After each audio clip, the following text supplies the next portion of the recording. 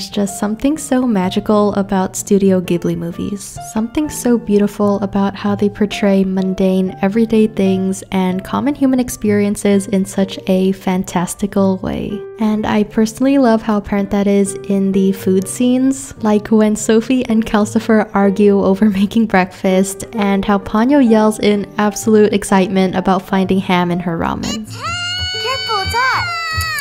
So today I wanted to recreate some desserts from the movies. But we're gonna pretend like Grave of the Fireflies doesn't exist because my emotions are a bit too fragile for that, so let's get into it. Spirited Away feels like a fever dream to me. I swear I watched this movie so many times growing up, yet I have absolutely no idea what the plot is, and low-key, it scares me. Here, I swiped a dumpling for you. But anytime I see a small clip of it anywhere, it feels so nostalgic, especially this one where Chihiro and Lin share giant red bean buns. To make them, I started by blooming the yeast in warm milk along with some sugar and let that sit for 10 minutes until it turned bubbly like this. Then in a large bowl, I combined the flour, salt, baking powder, and the yeast mixture along with a little bit of oil until it started to come together. It was about time for my arm workout, so I started kneading the dough with an additional half cup of flour until it was smooth and passed the window pane test. To get super light and fluffy buns, I like to flatten the dough into a rectangle-ish shape with my hands and then roll it tightly into a log before dividing it up. And I went with 3 pieces here, but if you're feeling crazy, you can do 2 larger ones or even 1 giant bao, but you'll just have to steam them for longer. These are, of course, anko buns or red bean buns, so we need some red bean filling. I'm using my favorite store-bought kind, and I like mine kind of chunky. I know having whole beans in your dessert might sound weird, but you can definitely get the fully smooth kind if that's what you prefer. Anyways, add 3 to 4 tablespoons of the filling into the middle of each flattened disc of dough and gather and pinch the edges together to seal the filling in the middle. Let them rest in your steamer basket seam side down for 10-ish minutes while the water comes up to a boil, and let them cook for another 10 to 12.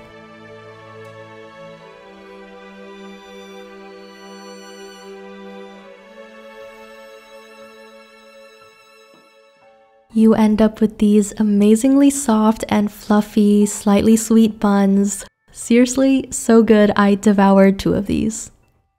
My absolute favorite creatures of the Studio Ghibli universe are the adorable suit sprites.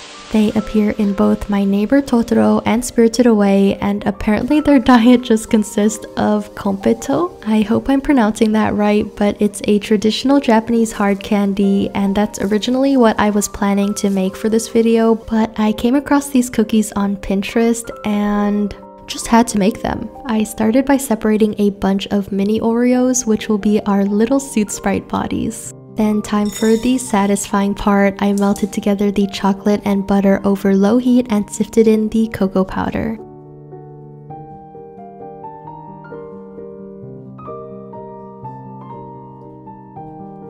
I set that aside to cool for a sec as I started the batter, and I whisked together the eggs, sugar, and vanilla until it became airy and turned this almost pale color. Then you can just stir in the cool chocolate mixture and fold in the flour.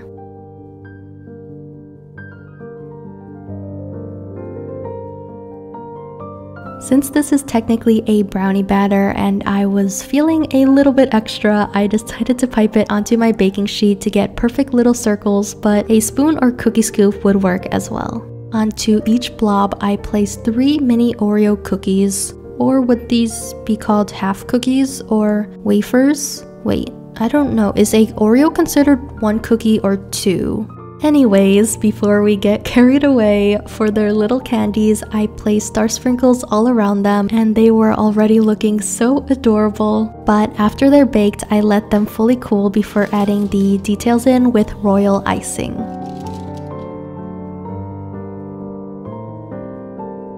I piped 2 white dots onto each Oreo for their eyes, then with black icing added tiny pupils, and it's okay if they start looking wonky at this point, I think it makes them even cuter.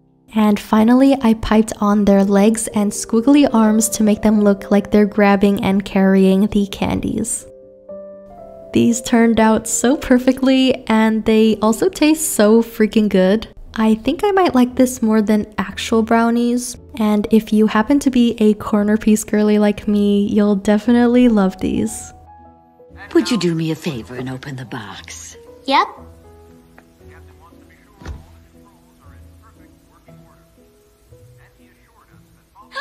And finally, the dessert that inspired this whole video, the iconic cake from Kiki's Delivery Service. I actually didn't watch this movie till recently, but there was something so special about how watching the film made me feel like a kid again, yet how much its message of burnout and self-doubt resonated with what I'm currently going through as an adult. Also, I just wanted an excuse to show you my cats. I know they don't look like Gigi or Lily, but here they are anyways. Okay, we're starting off with a bit of stressful arts and crafts, and I'm sketching out the little decorations for the top of the cake, and I'm using that as a stencil to pipe my royal icing. I've seen a lot of people use fondant, but I personally think it tastes awful, so I initially tried melted white chocolate, but it was also a pain to work with. So I think the easiest way to go is with royal icing.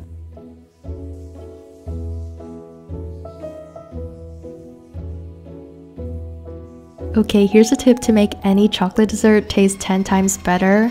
Add coffee. You don't necessarily taste it, but the bitterness enhances the chocolate flavor and it's so good. So for this cake, I'm using a double shot of espresso to bloom the cocoa powder. In a large bowl, I mix together the espresso cocoa powder paste with some yogurt, eggs, oil, milk, and vanilla. And for the dry ingredients, we have flour, sugar, salt, baking powder, and baking soda. Then I gently folded them together just until there was no more dry flour and baked it off for 45 minutes at 350 degrees.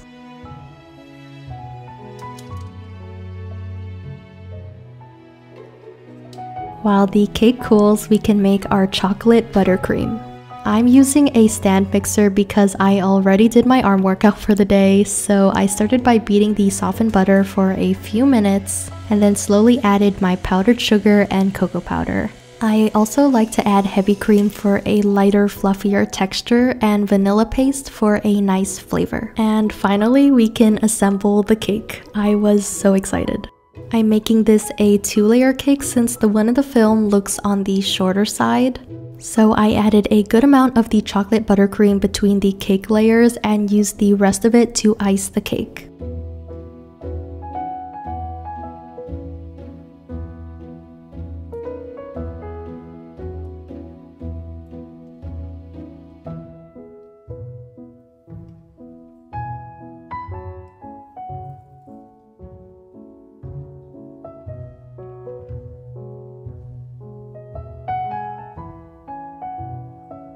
And as if that wasn't enough chocolate, we're covering the entire thing with chocolate ganache.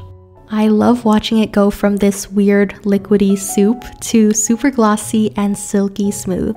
I could literally eat this with a spoon. Oh, also you can see that there are a few air bubbles in mine because I overmixed it, so just make sure you slowly and gently stir yours.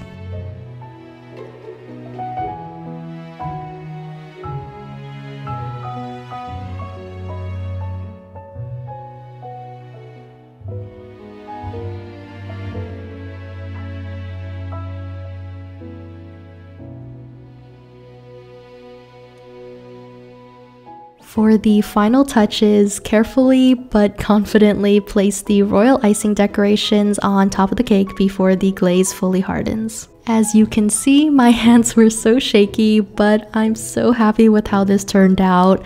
I'm obsessed.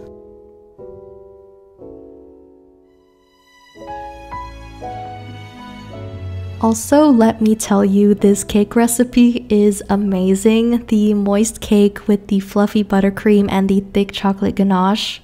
Again, I'm obsessed. Thank you so much for watching. If you made it this far, let me know in the comments which Studio Ghibli foods you always wanted to try, and I'll see you next time. Bye bye.